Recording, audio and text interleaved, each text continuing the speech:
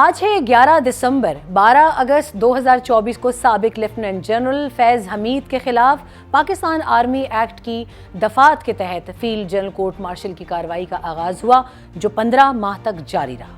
یہ بہت اہم کارروائی تھی۔ ملزم پر 4 الزامات عائد کیے گئے۔ ان الزامات میں سیاسی سرگرمیوں میں ملوث ہونا، آفیشل سیکرٹ ایکٹ کی خلاف ورزیاں جو ریاست کی سلامتی اور مفادات کے لیے نقصان دہ ہیں، اختیارات اور سرکاری وسائل کا غلط استعمال اور افراد کو بلا جواز نقصان پہنچانے کے الزامات شامل ہیں۔ طویل اور جامع قانونی کارروائی کے بعد ملزم کو تمام الزامات میں قصوروار قرار دیتے ہوئے 11 دسمبر یعنی آج 14 سال قید بامشقت کی سزا سنائی گئی ہے۔ فیلڈ جنرل کورٹ مارشل نے تمام قانونی تقاضوں کو ملحوظ خاطر رکھا۔ ملزم کو تمام قانونی حقوق فراہم کیے گئے۔ ان حقوق میں اپنی مرضی کی دفاعی ٹیم تعینات کرنے کا حق بھی ان کو حاصل تھا۔ مجرم کو متعلقہ فورم پر اپیل کا حق حاصل ہے۔ مجرم کے سیاسی عناصر کے ساتھ ملی بھگت کے ذریعے دانستہ طور پر سیاسی اشتعال انگیزی اور عدم استحکام پیدا کرنا، اس کے علاوہ بعض دیگر معاملات میں مجرم کے ملوث ہونے کے معاملے کو علیحدہ طور پر دیکھا جا رہا ہے۔ یہ سب سے اہم بیان کا حصہ ہے ISPR نے جو جاری کیا آج۔ میں نے لفظ بلفظ آپ کو وہ بیان پڑھ کر سنایا جو انٹر سروسز پبلک ریلیشنز نے آج 11 دسمبر کو جاری کیا۔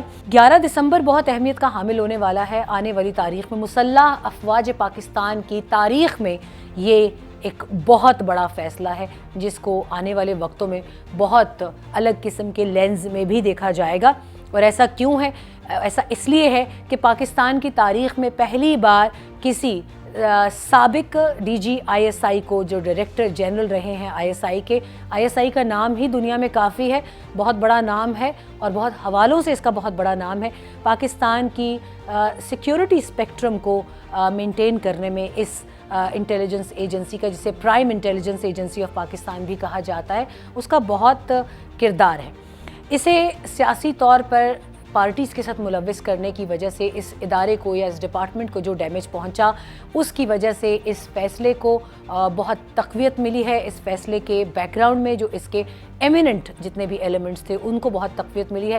دنیا میں بہت سے حلقوں کی جانب سے اس کو سراہا جا رہا ہے۔ اس وقت انٹرنیشنل میڈیا اس کو مختلف زاویوں سے دیکھ رہا ہے، مگر اوورآل اس کو ایک ایسا فیصلہ سمجھا جاتا ہے کہ جسے پاکستان کی مسلح افواج نے اپنے نظم و ضبط کا جو ایک ان کا ایک مینٹینڈ سسٹم ہے اس کی بالادستی کو برقرار رکھنے کے لیے انہوں نے اس کو قرار دیا ہے کہ ایک سمبولک ڈیسیجن ہے، اور سمبولک کے ساتھ ساتھ اس کے اندر بہت وزن بھی ہے۔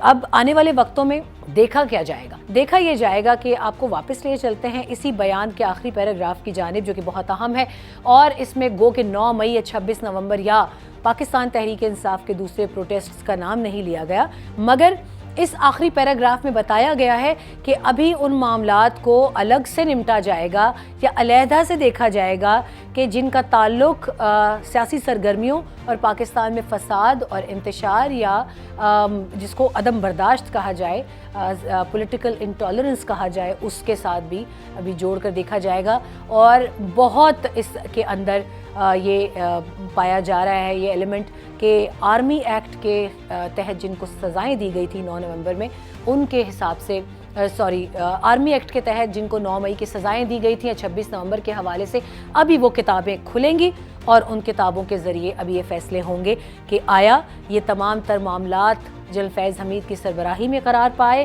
ان کا فیصلہ انہوں نے کیا، ایک خاص پولیٹیکل پارٹی کو فائدہ پہنچانے کے لیے انہوں نے اپنے دفتر کا غلط استعمال کیا، اس کا فیصلہ ابھی ہونا باقی ہے۔